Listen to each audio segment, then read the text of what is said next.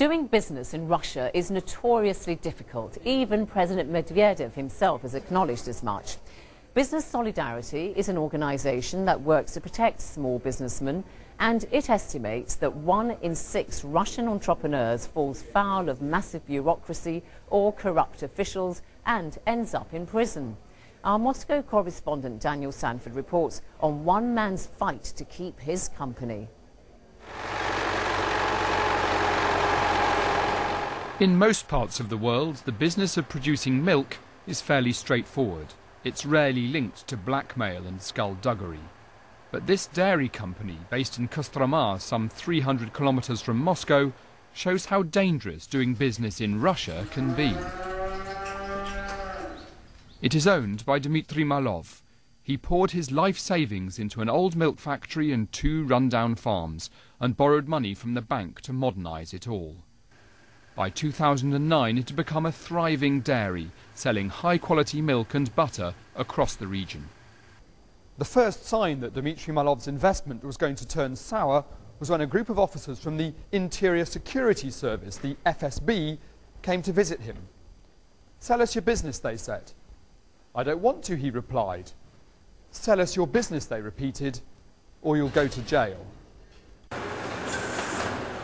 His business booming, Dmitry Malov continued refusing to sell.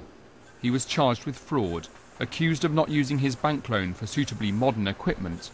Until the last day, he was certain the court would say he was innocent, but he was found guilty and sentenced to 5 years in prison, just as the FSB officers had threatened. His wife, Tatiana, believes the officers were corrupt and in the pay of an unknown property developer who wanted to acquire the dairy's prime city centre plot. I knew that there was a criminal investigation, but I never believed it would get to this stage. They called me from the court, they handed him the phone, and he said, "I'm being sent to prison." Dmitry Malov's finance director, Diana Grishina, is trying to keep the business going in incredibly stressful circumstances. She was also found guilty, but given a suspended sentence. If law enforcement didn't keep getting in the way of small business, it would be all right. They should be fighting terrorism, not us. We are in the business of creating things, not destroying them. And we are not harming anyone. Tatiana Malov hasn't told their 2 children where their father is. They think he's on a business trip. In fact, he's just a few hundred meters away in the local jail, just one of hundreds of thousands of businessmen imprisoned in Russia because they wouldn't play by the rules of corrupt officials. Daniel Sanford, BBC News, Kostroma. It's all contained in the stories for Russia Business Report, which is next.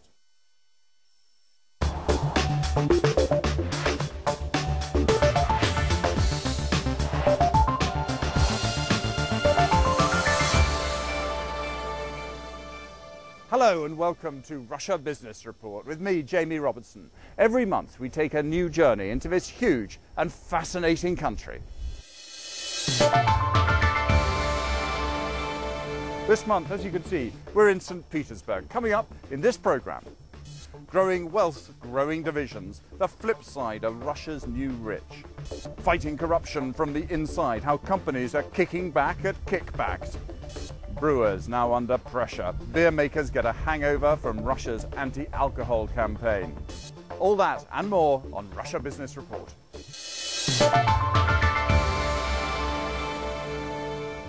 St. Petersburg is Russia, but it is not Russian. Those are the rather enigmatic words of Tsar Nicholas II, the last of the Russian Tsars. You can see the contradictions. There are the canals, for instance. Some people call it the Venice of the North. And then there are the palaces. You could find them possibly in Budapest or even Vienna. Now, by European standards, St. Petersburg is actually quite a modern city. It was built just 300 years ago on the shores of the Gulf of Finland. It was a window on the West then, and it still is now. Every now and then you come across something which is unmistakably Russian. This is the Church of the Spilt Blood. It was built on the exact spot where Tsar Alexander II was assassinated. He was a Tsar who famously liberated the serfs, trying to create a more just and equal society. Well, what has happened to those dreams of equality? Communism, of course, failed, And in the last decades, the gap between the rich and the poor has really turned into a chasm. Russia's come a long way since the days of the Iron Curtain.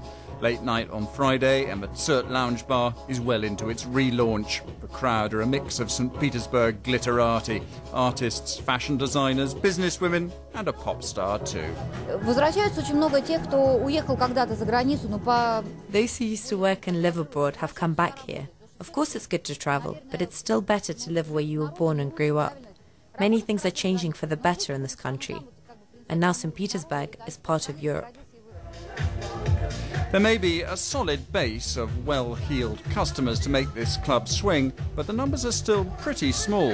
On the other hand, there's a part of St. Petersburg that's doing anything but party. This is the night bus. At this time of year, it's still light late into the evening as the bus hands out food to the people the new capitalism has left behind. This is a scene that you don't often see, quite obviously, in the tourist brochures. But it's a scene, to be frank, that you can see in virtually any city in the world. But the problem isn't so much the poverty as the distance between these people and the super rich. And this is a distance which, as yet, the Russian government hasn't worked out how to bridge. The government should count these people and try to understand what the problem is and what kind of services do they need. And the second, which they should plan the special program, build shelters, do traditional things which are done in Europe, for example, and in the States. The numbers are stark. Overall wealth has grown over the last 2 decades, but the bottom 40% who live in the sprawling Soviet-era suburbs are being paid less in real terms than they were in 1991, while the top 20% have seen their incomes more than double. And there's growing concern that this is creating social tension, according to the economist Alexander Butukanov. When people come across social and economic restrictions, they see no way out. So it's not surprising to see the signs of destructive behavior in a society, which leads to criminality. Meanwhile, the wealthy are thriving, emerging from the financial crisis barely scathed. This is St. Petersburg's only yacht club. The owners from that thin but wealthy strata of Russian society can be confident the government won't rock their boat. It's repeatedly promised both rich and poor will continue to pay the same tax, just 13%. If we look at the question of taxing the wealthy more heavily, I'm sure the government and future presidential candidates will have to answer questions about introducing a progressive scale. So far, any resentment amongst the large swathe of the population still living as they did in 1991 has not found a political voice. But the distance between rich and poor is growing wider, steadily storing up problems for the years ahead. It looks like a Greek temple, and indeed it was a temple to capitalism. But the St. Petersburg Stock Exchange was closed down shortly after the revolution. It was seen as being corrupt and a barrier to progress. Corruption itself, though, proved a lot more difficult to close down, and it is still a problem. Emma Simpson now looks at what companies are doing to clean up their act. On this Moscow factory floor, they churn out a host of construction materials. Knauf is one of the biggest German investors in Russia. They've also built a reputation for saying no to corruption. Over the years, they've pursued some 70 lawsuits to protect their business, and the boss says they don't pay bribes. Today, nobody's touching us. Why? It's the result of our behavior over the past 15 years. But I tell you what the real problem is today, and that's kickbacks. It's not as simple as just them coming to you and demanding money for this or for that. It's much more covert. Keeping clean, not easy in a country imbued with the flow of corruption. Bribe-taking is reckoned to be worth $300 billion a year. But there's something interesting happening behind the doors of Russia's biggest mobile communications company, MTS. Staff get hands-on training in how to tackle corruption. This small group is discussing concrete examples, learning what's right and wrong.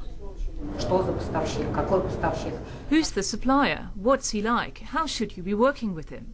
When I find this out, I pass it on to colleagues as it's important. We're a public company. It's a zero-tolerance policy on corruption. And here's the main reason why. Since we're listed in New York, we have to conform to both Russian and American laws. And unlike here, American laws set out clearly what we have to do. The company must take responsibility in making these laws understood by all our staff. The consequences can be costly.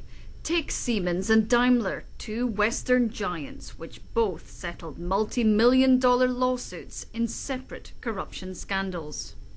These foreign companies got into trouble not as a result of investigations by Russian prosecutors.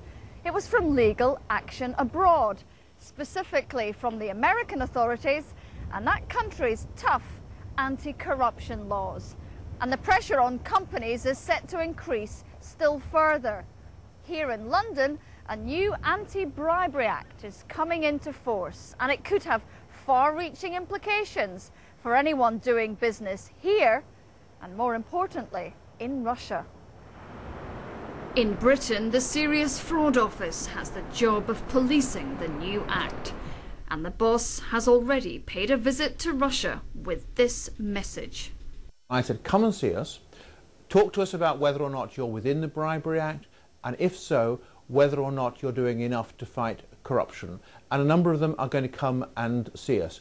What we'll want to do is to find out whether there's a very strong lead from the top in setting the anti-corruption policies in the corporate, and what they're doing to monitor that and make sure that it's carried on throughout the course of the whole of the company's business. That's all to the good. But when it comes to doing business in Russia, the culture here will take many years to transform. Now, there's scarcely a country on the planet that doesn't lay claim to having some version of Silicon Valley. Russia's is still in the pipeline. It's called the Skolkovo project, just outside Moscow. It's seen as vital to the diversification of this energy-dependent economy and to kickstarting a new revolution in technology. Tanya Beckett caught up with the billionaire investor Viktor Vekselberg, who's president of the project. Skolkovo's 5 priority is IT sector, energy efficiency, nuclear, space and biotech.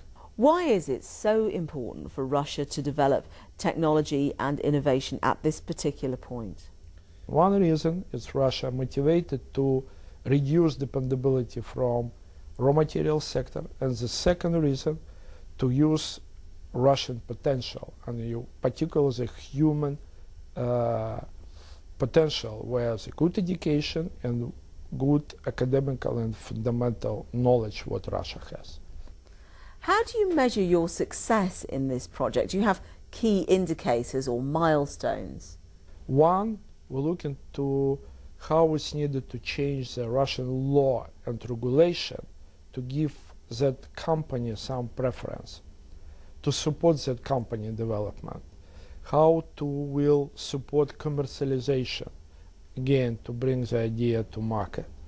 Second part, we would like to create university which will be combine, one hand it's fundamental research, and another hand it will be oriented to practical implementation result of that research. How could you be sure that the funding for this project is always going to be there, that the enthusiasm, the financial enthusiasm will stay? Today we have some confirmation from government for next 4 years. At the same time, we believe that minimum we would like to achieve 50-50% participation between state money and third parties money. I mean, who can be extra investor? It can be for sure the private business. When we will be create the university, what I already described to you, simultaneously we should to create the endowment, because for future it should be co-financed from independent source. Otherwise it will be very difficult to all time to be dependent of government. Tanya Beckett talking to Viktor Vekselberg.